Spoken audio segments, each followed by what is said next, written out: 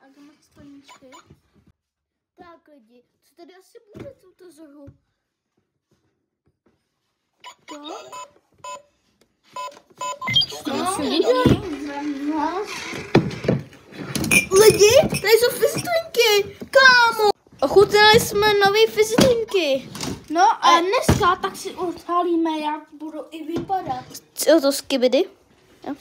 No takže já si otevírám první. Předtím se už dělali jednu ochutnávku.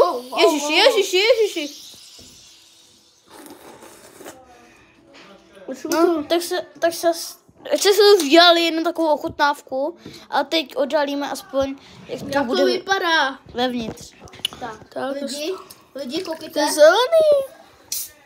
Kámo, to je žvíkačka. No. To je bočná žvíkačka. Trošku to i tak chutná. Tak to jsem vůbec nečekal teda. Jaj. To je trošku vylil, ale to jako nezajímá. Strápijem.